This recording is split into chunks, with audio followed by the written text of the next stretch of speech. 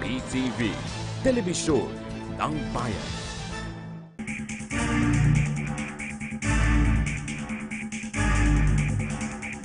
Magandang gabi mga kababayan. Narito muli ang panibagong edisyon ng Linya ng Pagbabago, kung saan tampok ang mga problemang inilalapit ninyo rito sa Presidential Action Center at 8888 Hotline na siya namang sinisikap na solusyonan ng ating pamahalaan.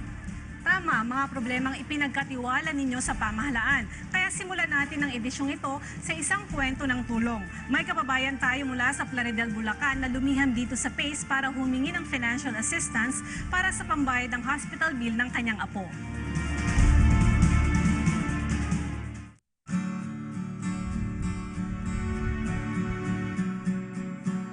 Ang 5 buwang gulang na sanggol na si Nika Kim Calderon, nagkasakit siya ng pneumonia noong Oktubre ng nakaraang taon. Na-confine na 2 linggo si Baby Nika sa isang pribadong ospital sa Plaridel, Bulacan. Pero umabot sila ng halos 1 buwan sa ospital dahil wala silang pambayad ng kanilang bill na umabot sa mahigit 50,000 piso.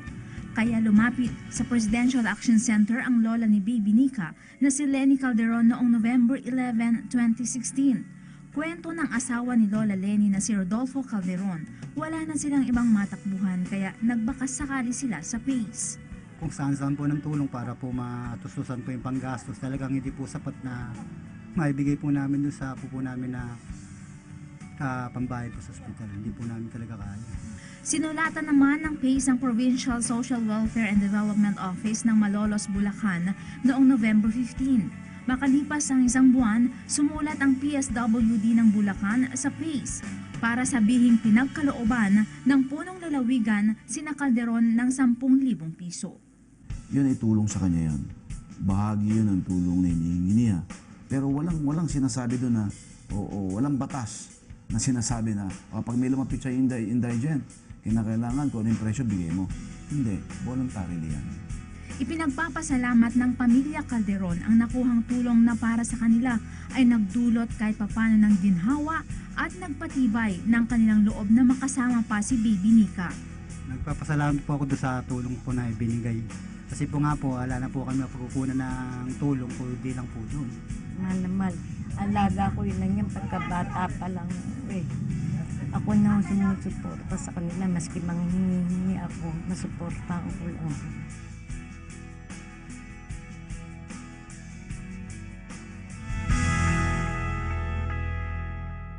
Mahirap talagang magkasakit lalo na kung hirap ka sa buhay. Mabuti na lang at may mga umaalalay sa ating mga kababayan na nagbibigay ng tulong pinansyal sa mga ganyang kaso.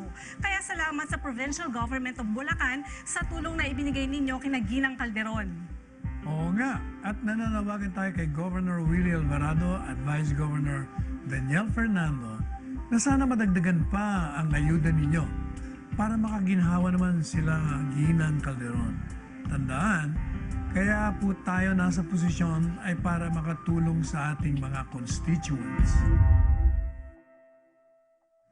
Maliban kina Ginang Calderon, natulungan rin ang isa pang taga Bulacan na humingi ng tulong para sa dialysis ng isang ginang. Dito sa Presidential Action Center sila lumapit noong nakaraang taon. Alamin natin ang kanilang kwento.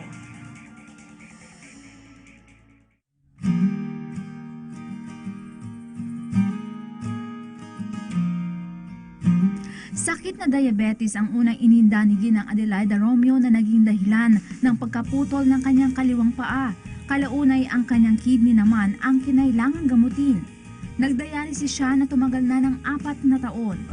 Kasasama namin dito sa mga yung dialysis. Markila kami ng van. Nagyayaan, sumama ako sa kanila na meron daw doon sa Malacanang, sa Action Center. Tinuruan nila yung mga papilis na dadalhin ko, dala ko pinakita.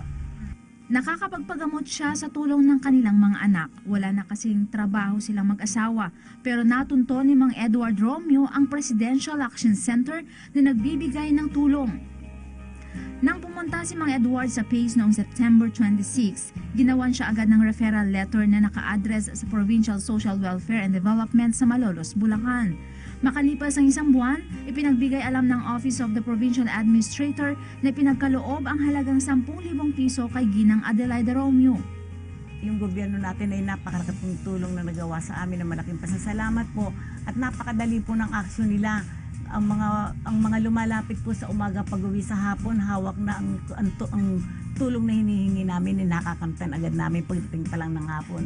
Nagpahayag naman ang provincial government ng Bulacan na bukod sa financial assistance ay nagkakaloob rin sila ng mas mababang pabayad sa mga nagda-dialysis.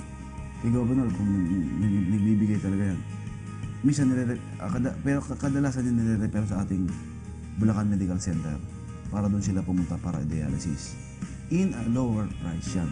Pumapasok yung 1.4, up to 1.7 yan. Kadalasan ganyan. Pero pag sa labas ka nag-dialysis, 2005, 2006. Umaasa si Ginang Romeo na hahaba pa ang kanyang buhay para maging simbolo siya ng pag-asa para sa mga may sakit.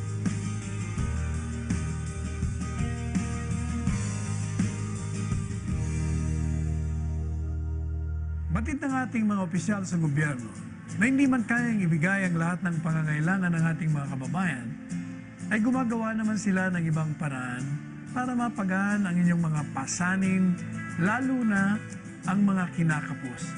Halimbawa riyan, ang pagbibigay ng negosyo o mga produktong pwedeng ibenta para sila'y kumita. Isa pang lumapit dito sa PACE ay ang pamilya ng isang centenarian mula Santa Maria, Bulacan. Humingi sila ng tulong para sana makuha ang benepisyo ni Lola Eduarda Maravilla na may edad 101. Pero habang isinasalaysay namin ngayon ang paghingi ng tulong ng anak at manugang ni Lola Eduarda, nais po naming ipaabot ang aming pakikiramay sa pamilya. Hindi na nahintay ni Ginang Maravilla ang inihinging tulong para sa kanya, pati na rin ang 100,000 pisong benepisyo sana. Pumanaw na kasi siya noong December 8, 2016. Nung siya'y nabubuhay pa, ay inilapit ng mag-asawang Oliver sa PACE ang benepisyong makukuha ni Ginang Eduarda na 100,000 pesos sa ilalim ng RA 10868 o ang Centenarian Act of 2016. Nai-refer ito sa Provincial Administrator's Office ng Bulacan. At sa kanilang sulat ay ipinaalam sa pamilya na kabilang na sa tala ng mga centenaryong Bulakenyo si Lola Eduarda na maaaring makatanggap ng 100,000 pesos.